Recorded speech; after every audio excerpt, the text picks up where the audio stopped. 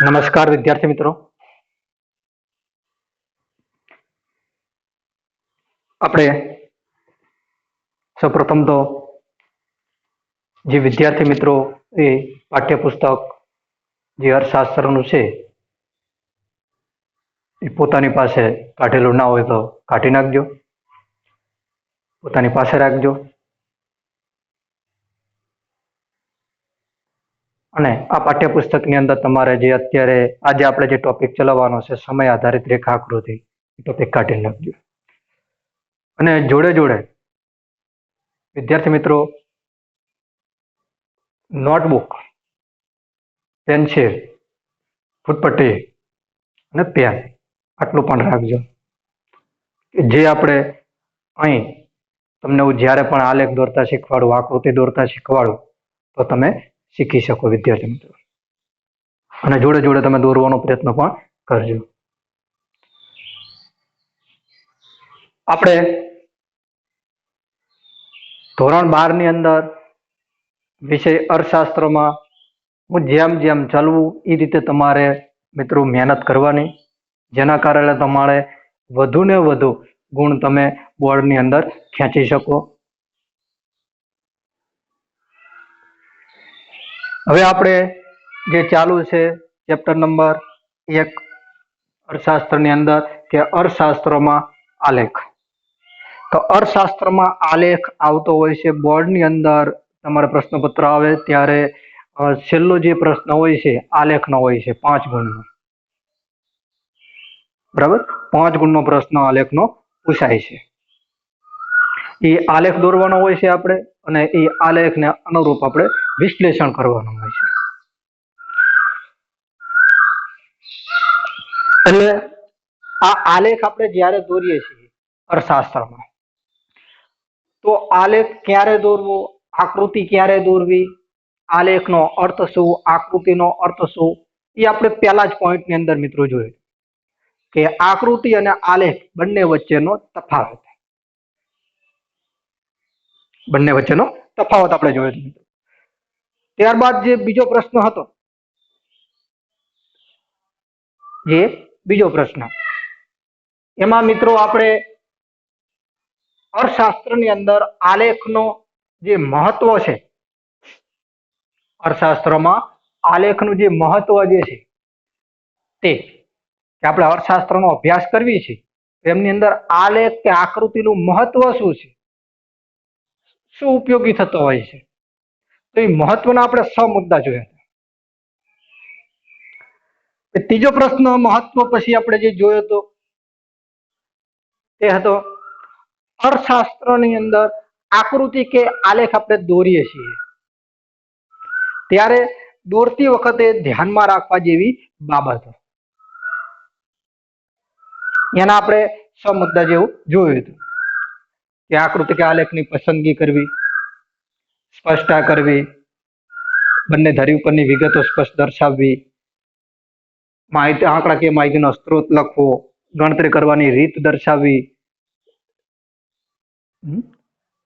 Scale માપનો ઉપયોગ આપણે કરવો, આ વગેરે બાબતો આપણે ધ્યાનમાં રાખવા જેવી બાબતો જોઈ હતી મિત્રો.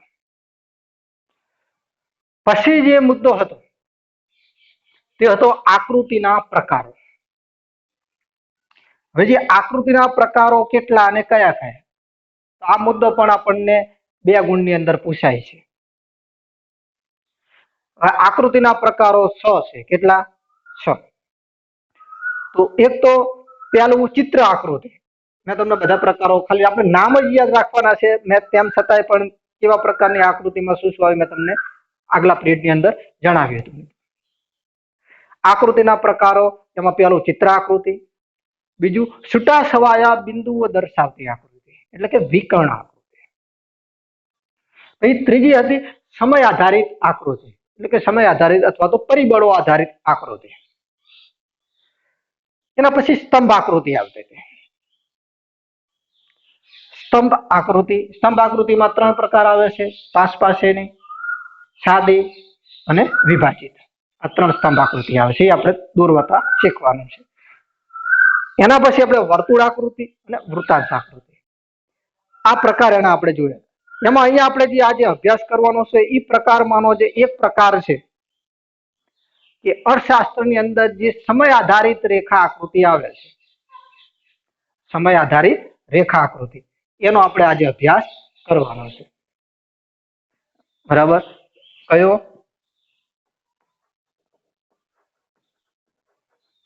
સમય આધારિત રેખા આકૃતિ. સમય આધારિત રેખા આકૃતિ. આ જે આકૃતિનો એક પ્રકાર છે એ આપણે આજે મિત્રો દોરતા પણ શીખવાનું છે અને એની અંદર કઈ કઈ બાબતો આપણે ધ્યાનમાં રાખવાની છે, કેવી રીતે દોરાય છે તે પણ મિત્રો આપણે જોવાનું છે.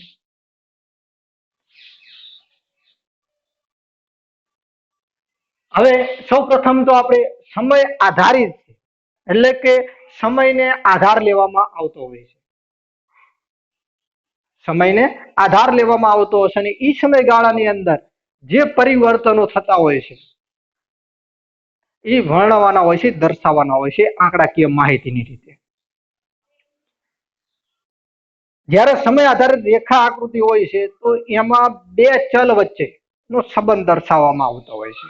હવે આપણને ખ્યાલ આવે કે બે ચલ એટલે કઈ રીતે? બે ચલ વચ્ચેનો સંબંધ છે એ રેખા દ્વારા દર્શાવે. કેવી રીતે? તો કે બે ચલ છે, એક એક્સ ચલ હોય છે અને એક વાય ચલ હોય છે.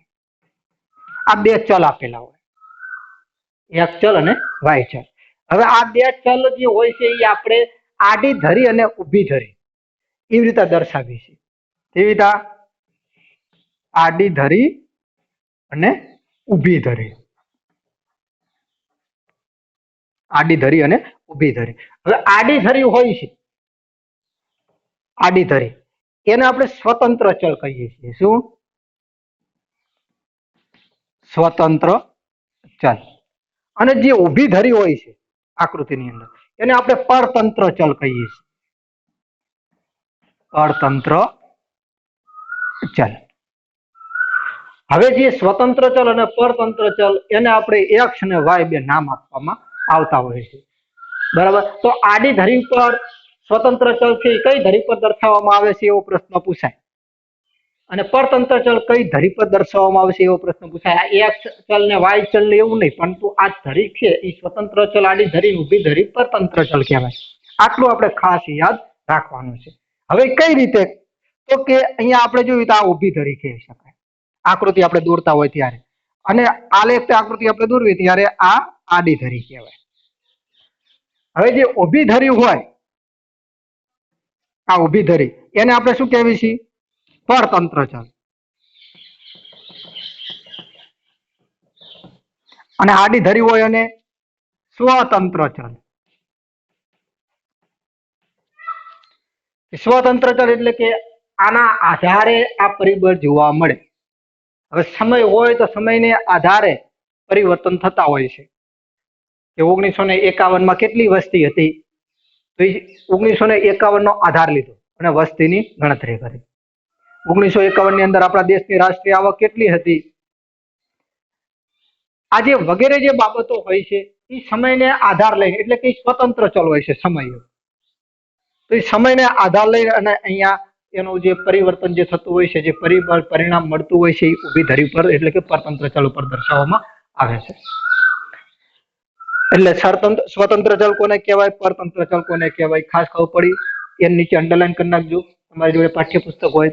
અને ત્યારબાદ આપણે અહીંયા નામ આપી દેતા હોય છે વાય અને એક્સ ચલ.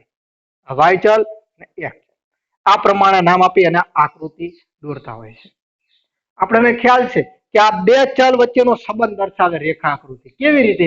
તો કે માગ રેખા આપણે જોઈ હતી, માગ રેખા 11મા ધોરણની અંદર. તો માગ રેખાની અંદર આપણે આવી રીતની રેખા એક આવતી હોય, બરાબર, કે કિંમત અને માગ વચ્ચે વ્યસ્ત સંબંધ હોય છે. તો એ સંબંધ જે દર્શાવતી જે કિંમતમાં ઘટાડો થાય તો માગમાં વધારો થતો હોય છે. આ જે કિંમતની અંદર જે પરિબળ જોવા મળતો હોય છે, માગમાં પરિબળમાં અસર જોવા મળતી હોય છે, એ આપણે આ રેખા દ્વારા જાણવા મળતું હોય છે. તો આ જે રેખા જે છે એ બે ચલ વચ્ચેનો સંબંધ દર્શાવે છે. ખબર પડી? હવે સામાન્ય રીતે અર્થશાસ્ત્રની અંદર સમય આધારિત રેખા આકૃતિ છે એનો વારંવાર ઉપયોગ કરતા હોય છે. અર્થશાસ્ત્રીઓ હોય અથવા તો કોઈ તજજ્ઞો હોય એ ઉપયોગ કરે છે. તો કેવા પ્રકારની માહિતી માટે સમય આધારિત રેખા આકૃતિનો ઉપયોગ કરે છે? તો એમાં ખાસ કરી અને આપણે વસ્તી ગણતરી હોય તો એ વસ્તી ગણતરી માટે સમય આધારિત રેખા આકૃતિ કરતા હોય છે એનો ઉપયોગ, કે વસ્તીની સંખ્યા કયા વર્ષની અંદર કેટલી હતી, કયા વર્ષે વસ્તીની સંખ્યા કેટલી હતી ત્યારે એ માહિતી આપવી હોય સરકારને અથવા કોઈ સંસ્થાને, તો એ આપણે સમય આધારિત રેખા આકૃતિનો ઉપયોગ કરતા હોય છે. ત્યારબાદ કયા વર્ષે ફુગાવાનો દર કેટલો હતો, એટલે કે વર્ષને આધાર લઈ અને કોઈ પણ માહિતી છે એ પરિબળ છે પરિણામ આપણે દર્શાવવા માહિતી માંગતા હોય, અલગ અલગ જૂનું ભૂતકાળની અંદર બનાવ બની ગયેલો છે અને વર્તમાનની અંદર પણ બને છે, તો ભૂતકાળમાં કેવી અસર હતી અને વર્તમાનમાં કેવી અસર છે એ અલગ આંકડાકીય માહિતી દર્શાવે. 1951માં કૃષિ ક્ષેત્રે ઉત્પાદન કેટલું હતું, ધીરે ધીરે કેટલો ઘટાડો થયો, કેટલો વધારો થયો, આ વગેરે જે બાબત છે એ આપણે સમય આધારિત રેખા આકૃતિ દ્વારા જાણવા મળે છે.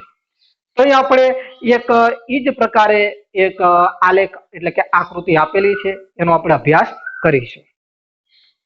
આટલી માહિતી તમને શ્યોર હશો, ખબર પડી હશે પ્રાથમિક માહિતી સમય આધારિત રેખા આકૃતિની, એવું હું માનું છું. તેમ છતાં મિત્રો ખબર ના પડે તો મેં તમને પહેલા પણ કીધેલું છે અને હજુ પણ કહું છું કે આપણે ગમે ત્યારે એની ટાઈમ તમે આકૃતિ કે આલેખ દોરતા હોય અથવા કોઈ પણ વાંચતા હોય તો તમે મને ફોન કરી અને પર્સનલ તમે શીખી શકો છો તમને. હવે આપણે આકૃતિ કે આલેખ દોરશું. તો અહીં આપણને વસ્તી વૃદ્ધિનો દર એ આંકડાકીય માહિતી આપણને આપેલી છે ચોપડીની અંદર, બરાબર? વસ્તી વૃદ્ધિ દર. તો આ વસ્તી વૃદ્ધિનો જે દર છે, વસ્તી વૃદ્ધિનો દર, તો આ માહિતી આપણને જે આપેલી છે તેના અનુરૂપ અહીંયા સમય આધારિત રેખા આકૃતિ દર્શાવેલી છે, એ આપણે અભ્યાસ કરીશું. તો કે 1951 થી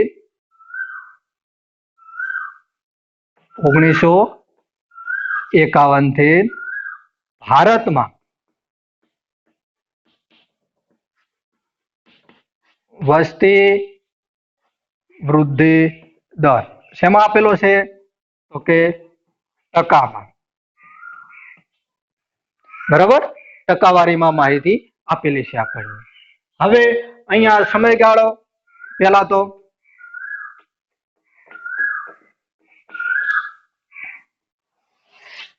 અને વસ્તી વૃદ્ધિનો દર શેમાં આપેલો છે, દાયકામાં વસ્તી વૃદ્ધિનો દર.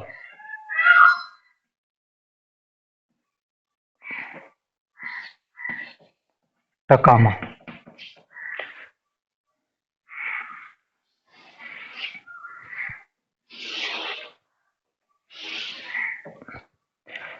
હવે અહીં આપણને સમયગાળો આપેલો છે 10 વર્ષ. દાયકો એટલે કે 10 વર્ષનો સમૂહ, એને દાયકો કહેવાય છે. 10 વર્ષના સમૂહની અંદર જે વસ્તી વૃદ્ધિ થાય છે, એટલે કે વસ્તી ગણતરી ખબર છે આપણને કે દર 10 વર્ષે કરવામાં આવે છે. હવે જે દર 10 વર્ષે જે વસ્તી ગણતરી કરવામાં આવતી હોય છે, તો એ 10 વર્ષની અંદર વસ્તીમાં વધારો થયો છે, તો એ કેટલો થયો છે કુલ વસ્તીના પ્રમાણમાં. ભારતની કુલ વસ્તી જે હોય એનું પહેલા કેટલું હતું ને 10 વર્ષ પછી એ વસ્તી કરતા કેટલી વસ્તી વધી, કેટલા ટકા વધી, તો એ જે ટકાવારીનો જે દર હોય છે એને આપણે વૃદ્ધિ દર કહીએ છીએ. વૃદ્ધિ એટલે કે વધારો થયો, બરાબર? તો અહીં આપણને 1951 થી માહિતી આપેલી છે, તો 1951 થી 61, બરાબર? પછી 1961 થી 71,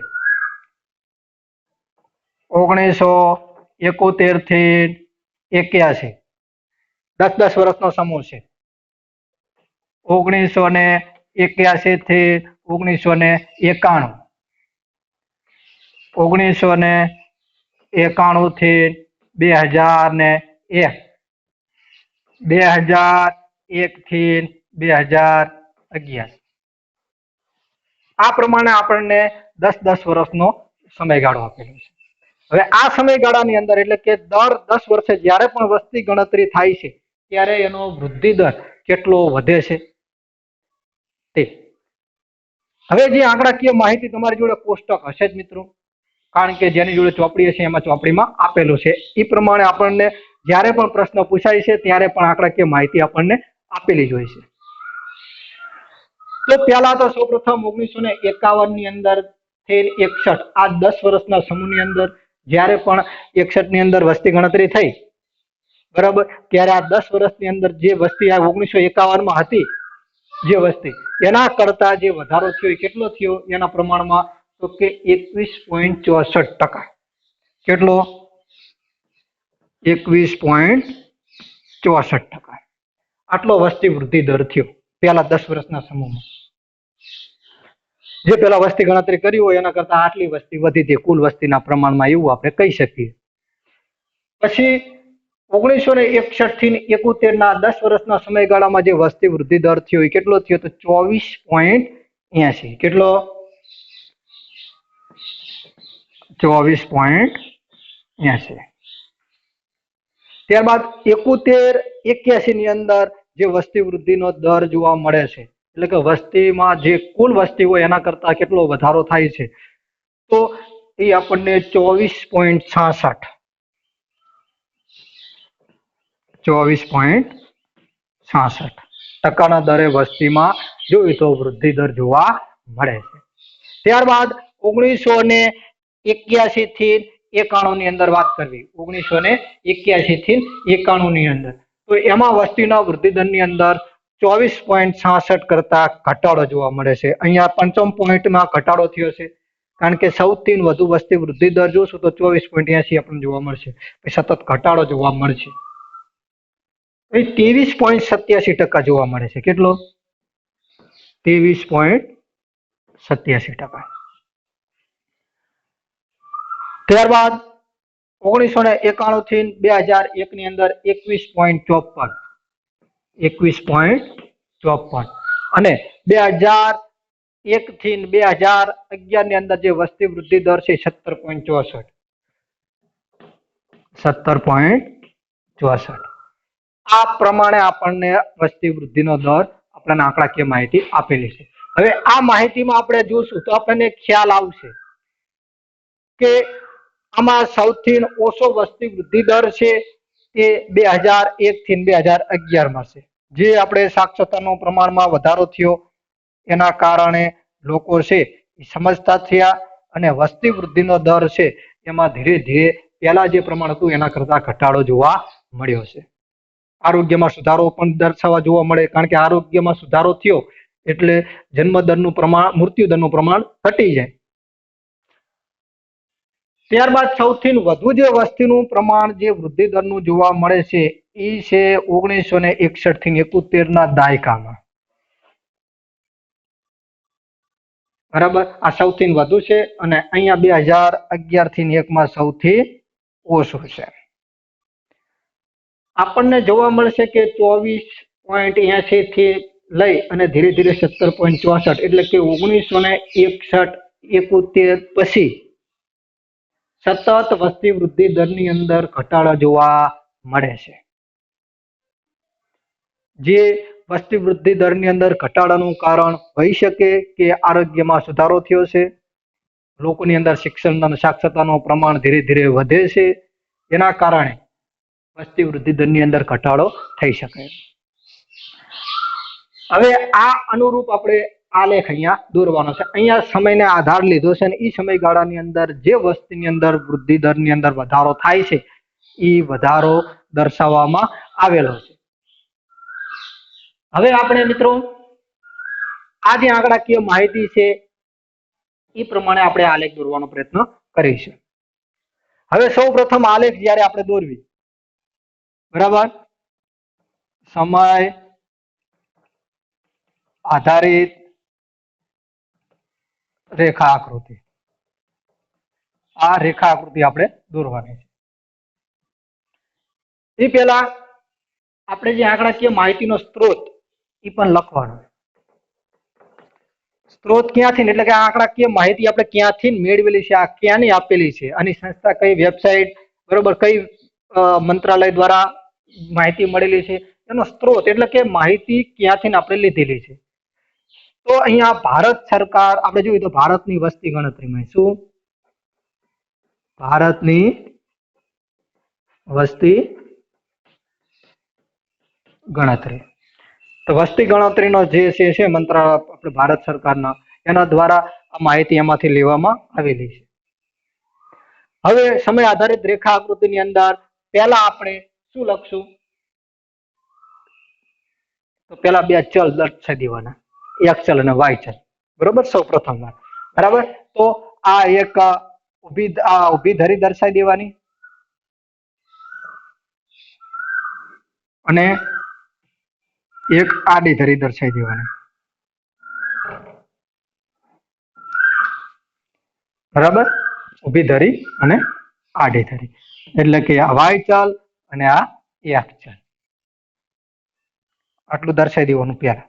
પછી ડાયરેક્ટ આપણે અહીં દોરવાની શરૂઆત નહીં કરવાની. હવે જે ઊભી ધરી ઉપર ને આડી ધરી ઉપર શું દર્શાવવાનું છે એ લખવાનું. તો ઊભી ધરી ઉપર આપણે વસ્તી વૃદ્ધિનો દર દર્શાવવાનો અને આડી ધરી ઉપર સમયગાળો, કારણ કે સમયગાળો સ્વતંત્ર ચલ છે, બરોબર. તો કે આડી ધરી પર સમયગાળો શેમાં આપેલો છે, તો કે વર્ષમાં, અને વર્ષ છે એ દાયકામાં છે, એટલે કે 10 વર્ષનો સમૂહ છે.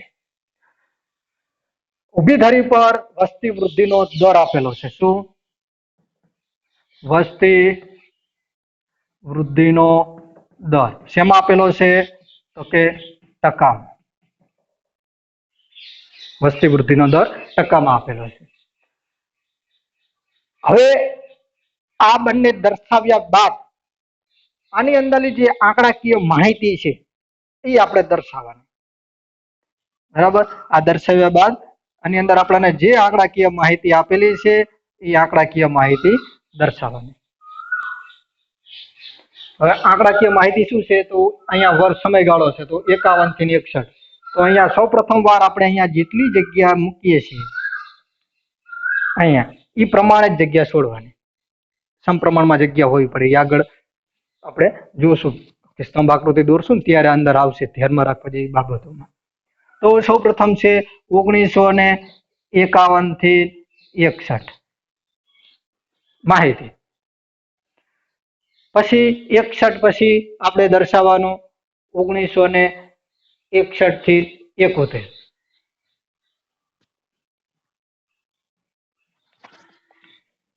1961 થી 71, 1971 થી 81, 1981 થી 91, 1991 થી 2001, 2001 થી 2011. આ જે સમયગાળો છે એ સમયગાળો આપણે આડી ધરી પર દર્શાવી દીધો, બરાબર. આ પછી છેલ્લે લેવાનો, ખાસ ધ્યાનમાં રાખજો મિત્રો. હવે ઊભી ધરીને આપણે જોશું. ઊભી ધરી પર આપણે અહીંયા આંકડાકીય માહિતી ટકામાં આપેલી છે. તો અહીંયા ખાસ કરીને આપણે જોતા હતા કે આકૃતિ દોરતી વખતે ધ્યાનમાં રાખવા જેવી બાબતોમાં સ્કેલમાં કે એનું કદ નક્કી કરે છે. હવે આ જે આલેખનું જે કદ, જે આકૃતિનું કદ નક્કી થતું હોય છે એ આના માપને આધારે થતું હોય. તો અહીં આપણે જોશું તો વધુ ને વધુ 24.80 છે અને ઓછામાં ઓછી આંકડાકીય માહિતી 17.64. એટલે કે આટલા વર્ષની અંદર આ બધી માહિતી સમાઈ જાય એ પ્રમાણે અહીંયા દર્શાવવાની છે. તો એવી કઈ આંકડાકીય માહિતી કે અહીંયા સેન્ટીમીટર બરાબર 1 સેન્ટીમીટર બરાબર આપણે કેટલી માહિતી લખશું, બરાબર. તો અહીંયા આપણે 5 સેન્ટીમીટર બરાબર કેટલી માહિતી લખશું, એવું ચોક્કસ એક ગ્રાફ હોય એમાં તમારે દોરેલું જ હોય છે. તો એ તમારે એ પ્રમાણે અહીંયા આપણે જોશું તો આપણે અહીંયા 5 ની માહિતી આપણે લખશું કે 5, 10, 15, 20 ને 25. આ જે આંકડાકીય માહિતી આપણે દર્શાવી એમાં બધા જ આંકડાકીય માહિતીનો સમાવેશ થઈ જશે. જો વધુ ને વધુ 24.80 એટલે 25 થી નીચે આંકડાકીય માહિતી આવે અને 5 થી વધુ છે. એટલે કે આ પ્રમાણે આપણે આલેખ આકૃતિ દોરીએ તો યોગ્ય કદની બને છે અને સ્પષ્ટ માહિતી પણ દર્શાવે છે, જેના કારણે સામાન્ય વ્યક્તિ હોય તો એને પણ સહેલાઈથી ખબર પડે. બરાબર. હવે પછી આપણે આકૃતિ દોરવાની શરૂઆત કરવાની. આટલું દર્શાવ્યા બાદ હવે કેવી રીતે તો આપણે પહેલા જ જોશું કે અહીંયા 1951 થી 61 ની અંદર વસ્તી વૃદ્ધિનો દર કેટલા ટકા છે? તો કે 1951 થી લઈ 1951 થી 61 સુધીમાં 10 વર્ષના સમયગાળાની અંદર 21.64 છે. બરાબર.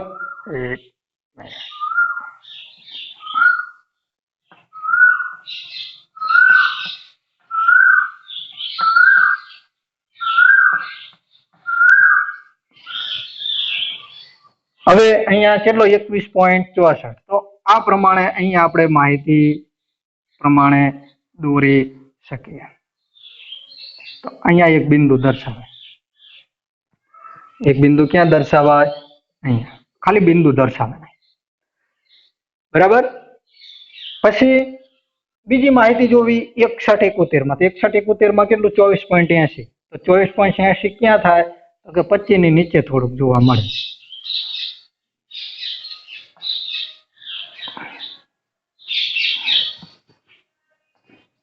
તો અહીંયા એક બિંદુ દર્શાવી દેવાનું. ખ્યાલ આવ્યો? આપણે જોવાનું અને અહીંયા ખાસ કરીને તમારે ફૂટપટ્ટીનો ઉપયોગ મિત્રો કરવાનો, કારણ કે જો ફૂટપટ્ટીનો ઉપયોગ કરશો તો જ અહીંયા યોગ્ય જગ્યાએ તમે બિંદુનો ઉપયોગ કરી શકશો. બરાબર. આપણે સ્કેલ માપનો ઉપયોગ લઈને જ બિંદુ દર્શાવવાના અને આકૃતિ દોરવાની. હવે ત્રીજી માહિતી છે 7181. 7181 ની અંદર 24.66 જોવા મળે છે. તો અહીંયા લખવાનું 24.66 ક્યાં આવશે? તો કે આના કરતા થોડીક નીચે, 24.80 કરતા થોડું નીચે.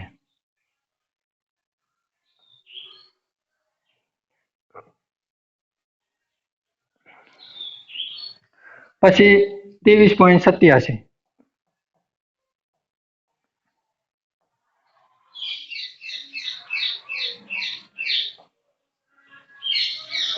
બીજા રીતે બિંદુ દર્શાવવાનો મિત્રો કે 23.87 જ્યાં થતું હોય એ પ્રમાણે. આપણી જોડે ગ્રાફ હશે તો ગ્રાફની અંદર તમે યોગ્ય પોઈન્ટે તમે બિંદુ દર્શાવી શકશો. પછી 21.54. 20 પછી 21.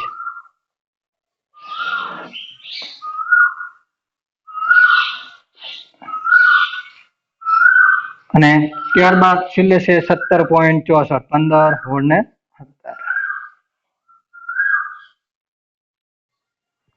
તો આ પ્રમાણે આપણે આ ચોક્કસ બિંદુ છે એ દર્શાવી દેવાના.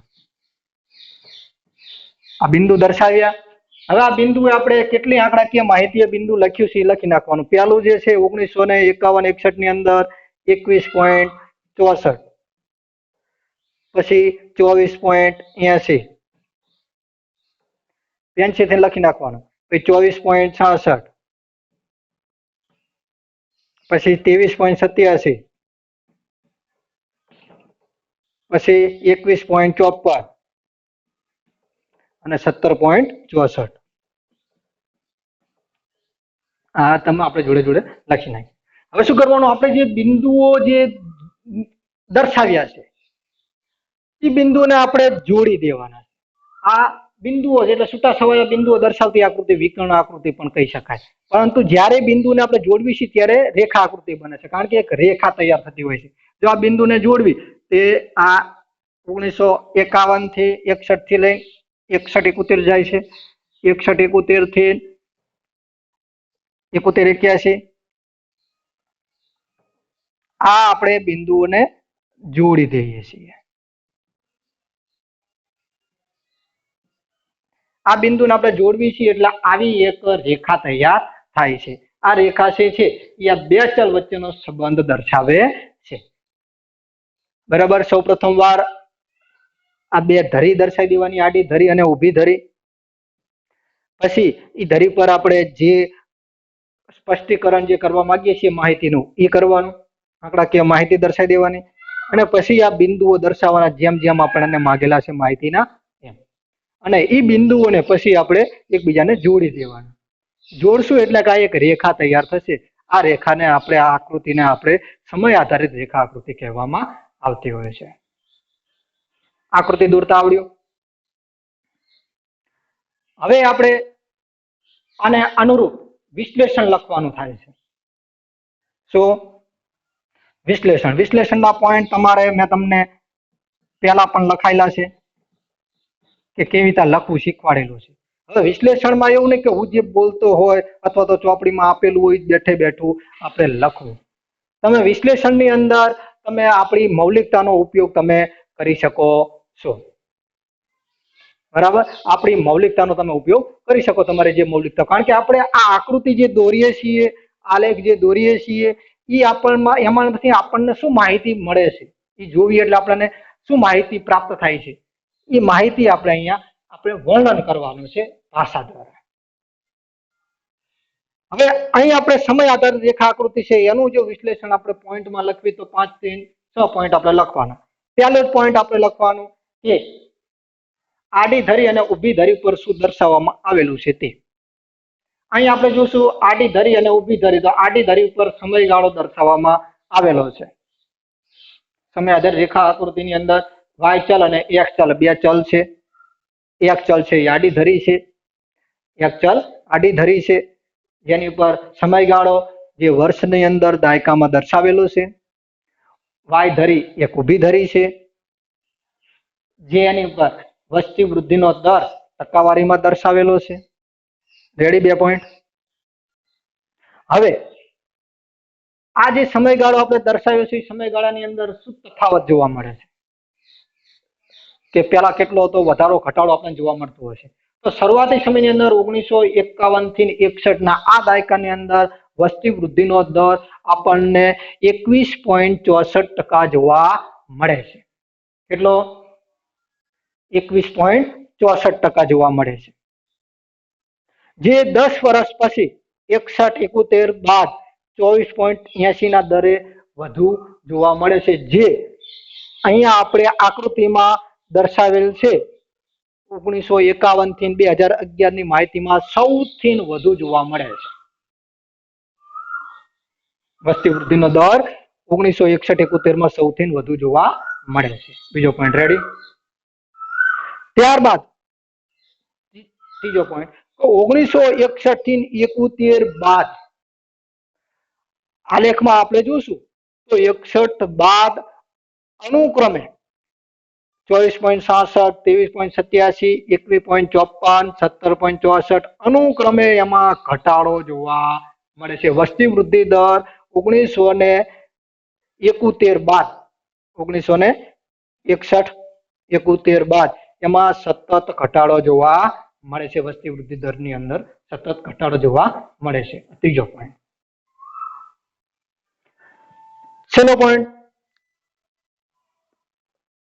2001-2011 માં આ 1951 થી લઈ 2011 ની માહિતીમાં સૌથી ઓછો વસ્તી વૃદ્ધિ દર હોય તો 17.64% ના દરે છે, જે 2001 થી 2011 ના દાયકાની અંદર આપણને જોવા મળે છે. જે સૌથી ઓછો વસ્તી વૃદ્ધિ દર છે, જે ભારતની અંદર આરોગ્યમાં સુધારા સૂચવે છે, અથવા તો આપણે કહી શકીએ કે જન્મદર નું પ્રમાણ છે એનું પ્રમાણ છે એ ઘટેલું જોવા મળે છે અને મૃત્યુદરનું પ્રમાણ પણ ઘટે છે. એટલે જન્મદરનું પ્રમાણ એ પ્રમાણે બેલેન્સિંગ રહે છે, આરોગ્ય સુધરે એટલે. બરાબર? શિક્ષણનું પ્રમાણમાં પણ સુધારો દર્શાવવા મળે, સાક્ષરતાનું પ્રમાણ વધેલું, એ વગેરે બાબતોને કારણે વસ્તી વૃદ્ધિ દરની અંદર ઘટાડો જોવા મળે છે. હવે આ પ્રમાણે અહીંયા આ ઉપર મુજબ સમય આધારિત રેખા આકૃતિ છે એ દર્શાવવામાં આવેલી છે. હવે અહીં આપણે સમય આધારિત રેખા આકૃતિ છે એ અહીંયા આપણે પૂરી કરીએ છીએ. આ પોઈન્ટની અંદર, આ રેખા આકૃતિની અંદર તમને ના ખબર પડી હોય તો તમે મને ફોન કરી અને પૂછજો. હું તમને જ્યાં જ્યાં તમે અટકશો ત્યાંથી તમને હું શીખવીશ. પણ ખાસ કરીને મિત્રો આપણે લખવાનો પ્રયત્ન કરજો, દોરજો અને હોમવર્કની અંદર તમારે આ જે સમય આધારિત રેખા આકૃતિ જે છે એનું આગળ જે અર્થ જે છે એ પણ લખવાનું છે અને સમય આધારિત રેખા આકૃતિ જે છે એ પણ આપણે દોરવાની છે અને આગળ જેટલા પોઈન્ટ ચાલેલા છે એ બધા પોઈન્ટ ફરજિયાત એક વાર બધાએ બાકી નોટબુકમાં જેને ના લખ્યા હોય એ લખી નાખવા, લખેલા હોય એને કોઈ પ્રશ્ન નથી. બરાબર? બસ અસ્તુ.